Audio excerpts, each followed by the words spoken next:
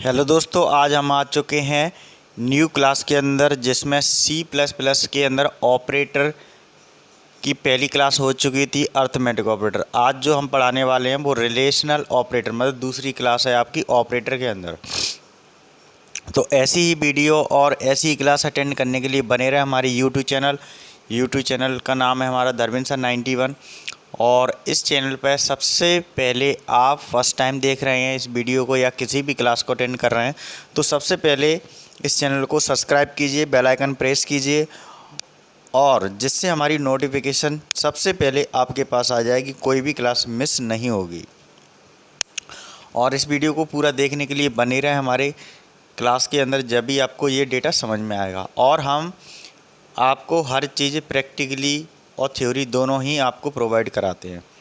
और कोई भी वीडियो अंदर जो बनाया है उसके नीचे हमने एक लिंक रखी है, उसमें PDF आपको अटैच करके रखी है, तो कोई भी प्रॉब्लम्स नहीं आएगी, सारी चीज़ें आपको मिलती रहेंगी। Thank you very much. अब आपको इस वीडियो में बने रहें जिससे हम आपको ये सारी चीज़ें एक एक करके समझाएंगे। अब रिलेशनल ऑपरेटर होता क्या है समझ लीजिए। यहाँ पे रिलेशन को दर्शाया जाता है, उसी को हम बोलते हैं रिलेशनल ऑपरेटर। जैसे फॉर एग्जांपल मान के चलो, किसी भी ऑपरेंड्स को छोटा बड़ा दिखाया जा सकता है, या बराबर दिखाया जा सकता है, या उससे छोटा दिखाया जा सकता है, उसी को हम बोलते हैं रिलेशन ऑपरेटर। ठीक है, कंपेयर बोल सकते हैं। These types of operand perform comparison on operands, मतलब आपके कोई भी साइंस यूज होंगे वो आपके इक्वल टू से लेकर के less than, greater than, not equal to हो सकते हैं, उसी को बोलते हैं हम रिलेशन ऑपरेटर। जैसे फॉर एग्जांपल मैंने यहाँ पर रखे हुए देख सकते हैं आप, ऑपरेटर और डिस्क्रिप्शन, ये दो चीज़ें मैंने यहाँ पे यूज की है। तो यहाँ पे इक्वल टू ऑपरेटर है, तो ये किसके अंदर आता है? रिलेशनल ऑपरेटर के अंदर, जो हम पढ़ रहे हैं इसी के अंदर रहता है। ठीक है, तो यहाँ पे लिखा है check quality equal to operands value, मतलब जो वैल्यू होगी वो कहीं ना कहीं ए और बी के बीच में किसको, रिलेशनल को, ऑपरेटर को यूज कर रहे हैं।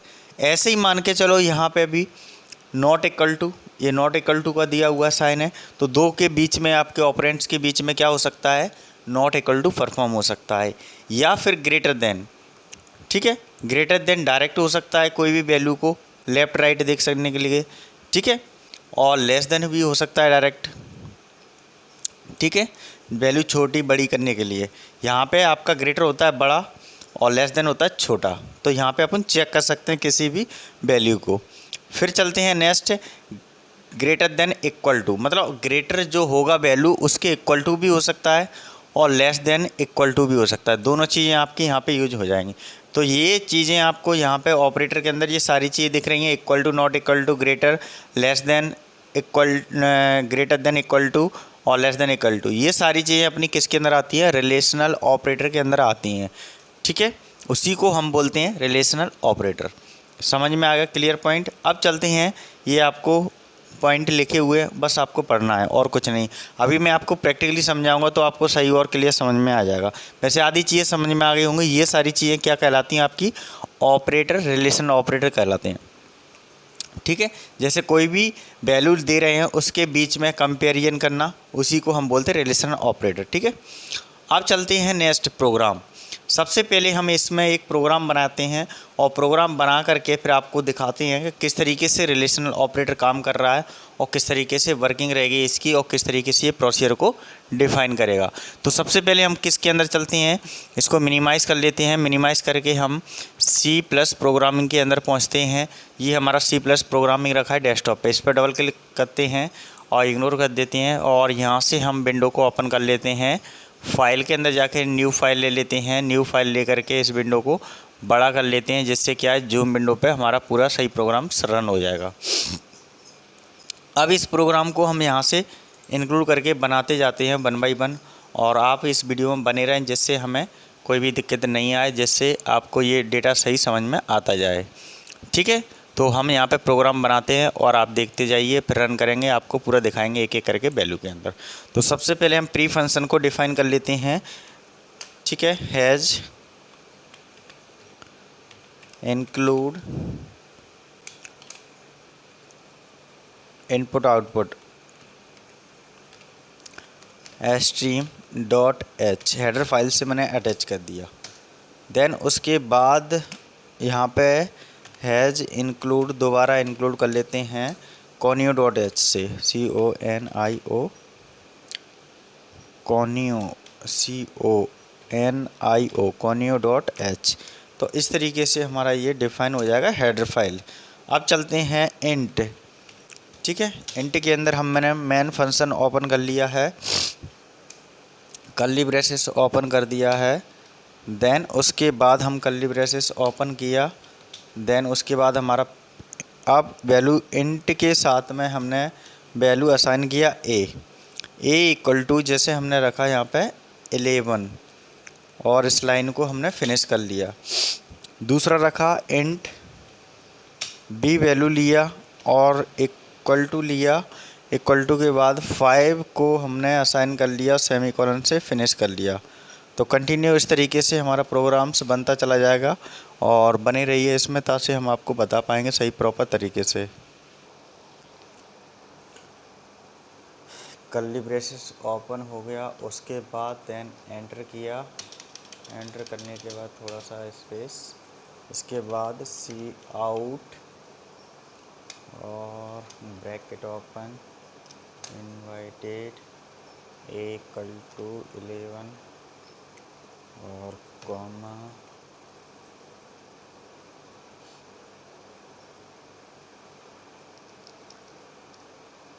ए इक्वल टू वी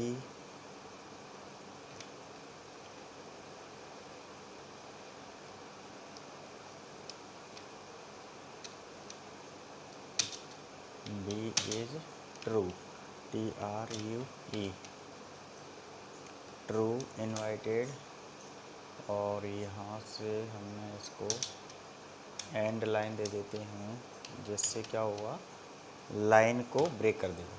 ठीक है, उसके बाद एंटर करते हैं, एंटर करने के बाद हमने यहाँ पे कर्ली ब्रेसेस क्लोज कर दिया और एल्स यूज करते हैं, ELSE एल्स, और फिर कर्ली ब्रेसेस ओपन किया। ठीक है,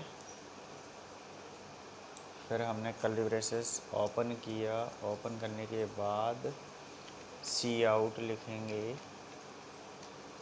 सी आउट और bracket inverted A equal to V, दूसरा फंक्शन है एज फॉल्स, FALSE फॉल्स, और इनवाइटेड, और then end line ENDL semicolon, और देन उसके बाद ये कर्ली ब्रेसेस क्लोज। तो इस तरीके से हमारा जो प्रोग्राम है हमने यहाँ तक इंक्लूड कर लिया। देन उसके बाद अब हम यहाँ पे क्या करते हैं, इफ़ कंडीशन लगाते हैं, और इफ़ कंडीशन में हमने जैसे मान के चलो ब्रैकेट ओपन कर लिया और यहाँ पे ए ब्रैकेट के अंदर हमने लिया लेस देन वी, ठीक है, और ब्रैकेट कर दिया क्लोज, और देन कर्ली ब्रेसेस ओपन किया, कर्ली ब्रेसेस ओपन किया, फिर यहाँ पे हम फंक्शन को अप्लाई करते हैं। देखिए किस तरीके से, सी out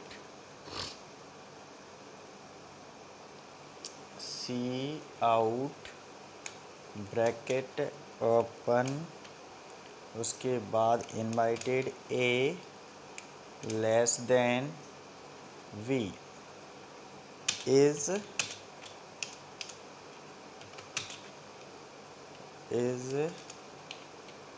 true, TRUE is true, मतलब आपका इस तरीके से कंडीशन होगी तो ट्रू हुआ। Then end line finish, okay, then bracket close, then else EL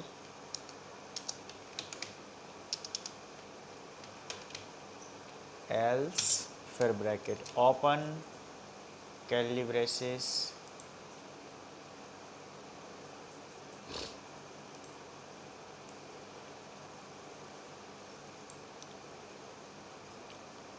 अभी यहाँ पे हमने ट्रू वाला ओपन कर लिया है। देन उसके बाद एल्स लगा करके एंटर करेंगे। एंटर करके फिर सी आउट लिखेंगे। सी आउट के बाद हम फॉल्स वाला प्रोसेस यूज करेंगे। A less than V is false, FALSE,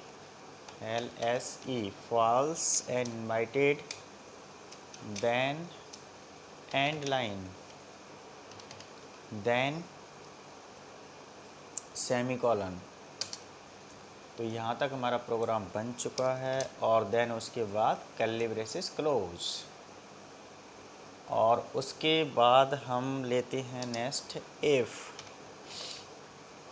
में ए को ले लेते हैं bracket open A greater than V, same रहेगा प्रोसीजर। और curly braces open then output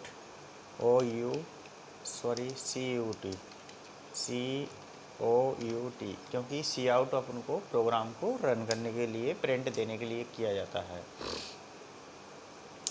उसके बाद यहाँ पे A greater than B is true, TRUE। तो इस तरीके से हमने यहाँ पे कंडीशन को अप्लाई कर लिया है। एंड लाइन यूज किया, देन एंटर और यहाँ से curly braces close, then else और यहाँ से कर्ली ब्रेसेस क्लोज। एल्स के बाद देन सी आउट और bracket open and A greater than B is false,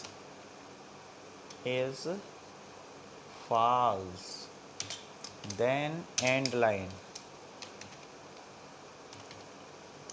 then bracket close curly braces, then return,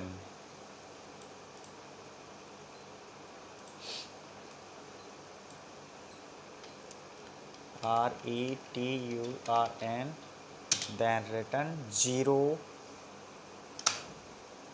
and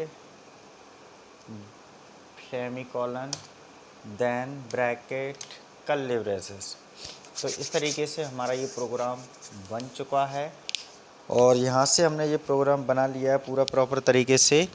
आपने देखा होगा ये पूरी प्रोसीजर है। इसको सेव करते हैं फिर आपको प्रॉपर दिखाते हैं।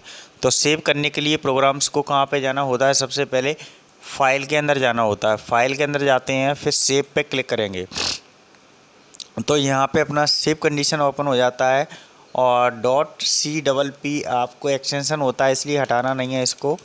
और देन इसके बाद हम रिलेशनल ऑपरेटर का यूज कर रहे हैं तो R लिख देते हैं, ठीक है। OP ऑपरेटर कर दिया तो इस तरीके से ROP के नाम से हमने सेव कर दिया फाइल को और देन उसके बाद ओके कर देते हैं। तो यहाँ पे हमारी ROP.CPP के नाम से ये फाइल हमारी सेव हो चुकी है।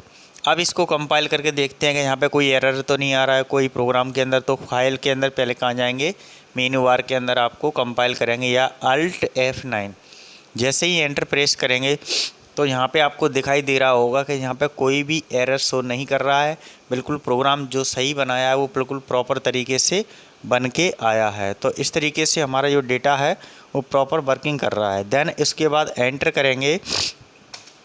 एंटर करने के बाद अब हम रन करेंगे। यहाँ से रन करने के बाद यहाँ से Ctrl+F9 प्रेस करेंगे। देन उसके बाद हमारा प्रोग्राम रन हो जाएगा। अब देखते हैं कि जो रन होकर के आया है वो उसका आउटपुट क्या है। तो विंडो के अंदर जाएंगे और यूज़र स्क्रीन पे जाएंगे। देन हमारा प्रोग्राम रन होकर के आ गया है और इस तरीके से आउटपुट दिखाएगा। तो फर्स्ट हमारा जो इक्वल टू था पहले में दिखा रहा है A == B एज फॉल्स, मतलब हमने जो वैल्यू दी थी वो कितनी वैल्यू थी, एक बार यहाँ पे हम देख लेते हैं। प्रोग्राम के अंदर जो वैल्यू दी थी वो कौन कौन सी वैल्यू थी। ये वाला पहला प्रोग्राम है इक्वल टू, यहाँ पे हमने दिया था जैसे फॉर एग्ज़ाम्पल यहाँ पे हमारा था क्या, a बराबर 11 और b बराबर 5। तो दोनों इक्वल टू हो सकते हैं? नहीं हो सकते, क्योंकि या तो 11 होता या फिर 5 होता, दोनों वैल्यू इक्वल होती, तब हमारा यहाँ कंडीशन क्या था, ट्रू। तो इसलिए उसने ट्रू वाला फॉल्स नहीं किया, एक्टिव नहीं किया, ये कहाँ पे पहुँचा दिया, इस वाले एल्स वाले लाइन पे, और देन उसके बाद आउटपुट में हमारा क्या आंसर आ गया, फॉल्स आ गया। जैसे ही नेक्स्ट वैल्यू यहाँ पे लिखा है a less than b is false. अब हम चलते हैं दूसरे वाले वैल्यू पे। अब यहाँ पे ये वाली वैल्यू पे आ गए, ये वाली वैल्यू पे, तो यहाँ पे दिखा रहा है a greater than b, sorry a less than b। तो a क्या है हमारा 11 आएगा और यहाँ पे क्या आएगा, 5 आएगा। तो ये कहता है कि 11 से छोटा, ठीक है, ये उल्टा चल रहा है। तो यहाँ पे हमारा क्या बता रहा है, b से छोटा a है, नहीं है, क्योंकि ये क्या है, a से छोटा है b। तो यहाँ पे क्या है, ये कंडीशन बता रहा है कि b से छोटा a है, a तो बड़ा है, b छोटा है। तो यहाँ पे क्या कंडीशन हो जाएगी, ट्रू वाला नोट हो जाएगा और एल्स कंडीशन में चला जाएगा, उसको आंसर क्या देगा, फॉल्स देगा। तो दोनों कंडीशन आपको समझ में आ गई आउटपुट वाली। अब लास्ट वाली है a ग्रेटर देन b। अब a ग्रेटर देन b वाला भी देख लेते हैं यहाँ पे कि किस तरीके से आउटपुट को शो किया उन्होंने। यहाँ पे दिया है a ग्रेटर देन b, तो a बराबर कितना है 11 और b बराबर कितना है 5। ये कह रहा है कि b से बड़ा क्या है 11, b से बड़ा a है, ये कंडीशन बता रहा है। तो यहाँ पे कंडीशन क्या हो गई, यहीं पे ट्रू हो गई, मतलब वो कंडीशन सही है, क्योंकि a बराबर क्या 11 है, a बराबर कितना है 11 और b बराबर है 5। तो 5 से बड़ा क्या है, a है, मतलब b से बड़ा a है, तो 5 से बड़ा 11 है, बिल्कुल सही है। तो a greater than b is true. तो इस तरीके से अपन कोई भी प्रोग्राम को बिल्कुल प्रॉपर तरीके से बना सकते हैं। तो मैंने आपको ये वैल्यू यहाँ पर रन करके दिखाई कुछ प्रोग्राम के अंदर, बट आपको क्या करना है, यहाँ पे और भी रिलेशन मैंने बताए हैं, उसको और भी आपको करना है। मैंने अभी आपको बता दिया इक्वल टू बता दिया, ग्रेटर देन बता दिया, लेस देन बता दिया। सेम प्रोसेस रहेगी, लेस देन इक्वल टू भी बना सकते हैं आप, नॉट इक्वल टू भी बना सकते हैं, बट आपको साइन चेंज करना है बस, और कुछ भी नहीं करना, सेम प्रोसेस रहेगी। यहाँ पर मैंने जो साइन दिए हैं वो आप चेंज कर लीजिए, जैसे यहाँ पर, बस और कुछ नहीं है। तो मैं एक बार और दिखा देता हूँ आपको सही प्रोग्राम से जो बनाया है प्रॉपर तरीके से। इसको सिलेक्ट कर लेते हैं, पहले सिलेक्ट करके फिर आपको प्रोग्राम से दिखाते हैं कि किस तरीके से ये प्रोग्राम बना हुआ है, ठीक है। तो यहाँ पे हमारा ये शॉर्ट स्क्रीन में दिख रहा होगा, प्रोग्राम्स पूरा प्रॉपर तरीके से डेटा के अंदर आ रहा होगा। तो यहाँ पे देख लीजिए किस तरीके से रिलेशनल ऑपरेटर का हमने यूज किया है और प्रॉपर तरीके से वो डेटा डिफाइन कर पा रहा है। तो यहाँ पे शॉर्ट स्क्रीन लेना चाहते हैं तो वो भी ले सकते हैं, वो आपके ऊपर डिपेंड करता है कि आपको शॉर्ट स्क्रीन लेना है या नहीं लेना है। तो मेन फंक्शन देखना है तो थोड़ा सा हमें ऊपर जाना होगा। यहाँ से मैंने ये हेडर फाइल ओपन किया है, ठीक है, और यहाँ से पूरे प्रोग्राम्स को आप शॉर्ट स्क्रीन के अंदर ले सकते हैं। तो इस तरीके से आपको ये पूरा प्रोग्राम्स अच्छे से समझ में आ गया होगा, और ये भी समझ में आ गया होगा कि किस तरीके से कोई भी प्रोग्राम्स को क्रिएट कर सकते हैं बहुत ही आसान तरीके से। तो आपको समझ में आ गया होगा कंपाइल कैसे करते हैं, रन कैसे करते हैं, ये मैंने आपको दोनों तरीके से समझा दिया है। ओके, तो समझ में आपको आ गया होगा बिल्कुल प्रॉपर वे में। अब जैसे फॉर एग्जांपल मैं आपको यहाँ पे बता देता हूँ, यहाँ तक तो आपने ये वैल्यू यहाँ तक स्क्रीनशॉट ले लिया होगा, और देन उसके बाद मैं यहाँ पे दोबारा सेलेक्ट कर लेता हूँ, और नीचे वाला स्क्रीनशॉट नहीं लिया तो उसके बाद यहाँ से आप शॉर्ट स्क्रीन ले लीजिए, ठीक है। तो यहाँ तक तो आपको हो गया होगा कंप्लीट किस तरीके से प्रोग्राम बनाए रिलेशन ऑपरेटर का, ठीक है। अब यहाँ पे थोड़ी सी चीज़ें और रह गई हैं, वो समझ लीजिए, थियोरेटिकल है ये प्रोग्राम से आपको क्लियर हो गया, ठीक है। अब चलते हैं, जैसे हमने ये प्रोग्राम बनाया था वही प्रोग्राम मैंने यहाँ पे शॉर्ट स्क्रीन के अंदर रख दिया है, जो हमने रन किया है वही प्रोग्राम है, ठीक है। आप अपने अनुसार इसको बना करके प्रॉपर तरीके से इसकी रिवीजन या मान के चलो रिपीटेड कर सकते हो, जिससे क्या है कोई भी डाउट नहीं होना चाहिए, ठीक है। तो यहाँ पे 20 लाइन का ये प्रोग्राम है, पूरा एक एक करके हमने लाइंस को समझाया है। पहले हमने हेडर फाइल में यूज क्या किया है, ठीक है। यहाँ पे ये IST डॉट इनपुट आउटपुट होता है, .h होता है यहाँ पे stream dot H, input output IO stream dot H होता है हेडर फाइल के अंदर, ठीक है। तो यहाँ तक आपको ये एक एक करके लाइंस को पढ़ना है। बस जो हमने प्रोग्राम में यूज किए हैं वही उसके बारे में समझाया है पूरा, कि ये लेस देन है तो क्या आंसर आएगा, ग्रेटर देन है तो क्या आंसर आएगा। तो इस तरीके से हमारा प्रोग्राम बहुत ही अच्छे तरीके से समझ में आ गया होगा। अभी मैंने जैसे ही रन करके बताया आपको प्रोग्राम, तो यहाँ पे आपको सही समझ में आ रहा होगा कि किस तरीके से हमने यूज किया और यूज करने के बाद हमारा आउटपुट किस तरीके से यूज हो गया। अब जैसे मान के चलो फॉर एग्जांपल यहाँ पे आप वैल्यू चेंज करना चाहते हैं तो वैल्यू भी चेंज कर सकते हैं बहुत ही आसान तरीके से, और वैल्यू चेंज करके उसका आंसर भी आराम से बना सकते हैं पूरा प्रॉपर तरीके से। तो यहाँ आपके ऊपर डिपेंड करता है कि ये यहाँ पे वैल्यू दी है, उन्हीं के अंदर आपको डेटा चेंज करना पड़ेगा। जैसे फॉर एग्जांपल मैंने यहाँ पे 11 दिया है, तो 11 की जगह मैं वैल्यू को क्या ले लेता हूँ, 5 ले लेता हूँ।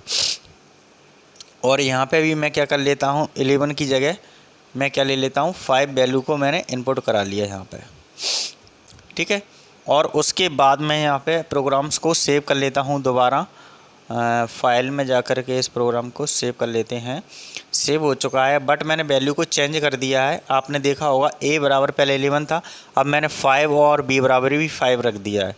तो कहने का मतलब है पूरा प्रोग्राम वही है, बस मैंने चेंज कहाँ पे कर दिया है आपके लिए, बस ओनली आपको प्रोग्राम्स को मैंने चेंज कर दिया है कहाँ पे, इंट A = 5 और इंट B = 5 दोनों वैल्यू को बराबर रख दिया है। अब इसको कंपाइल करके देखते हैं और फिर प्रोग्राम्स को रन करते हैं। अभी कोई एरर नहीं आ रहा है, सही प्रोग्राम है अपना, और रन करके देखते हैं और फिर देखते हैं यहाँ पे आंसर हमारा क्या आता है। विंडो के अंदर जाते हैं, विंडो के अंदर जाएंगे, यूज़र के स्क्रीन पे जाना है, और देन उसके बाद हमारा ये कंडीशन यहाँ पे देख लीजिए प्रॉपर तरीके से डिफाइन हो गया। अब यहाँ पे हमने 5 रखा तो 5 में ट्रू हो जाएगा, बट यहाँ पे 5 में ये बता रहा है कि इससे छोटा है नहीं है तो ये फॉल्स हो गया, इससे ये बड़ा है नहीं है तो ये दोनों फॉल्स हो जाएंगे, और इनके बीच में ट्रू आ जाएगा। सीधा सिंपल सी बात है। A बराबर कितना रखा है, 5, B बराबर 5, तो दोनों इक्वल टू हुए तो ट्रू कंडीशन हो गई, ठीक है। अब ये कहता है कि A लेस देन B, तो 5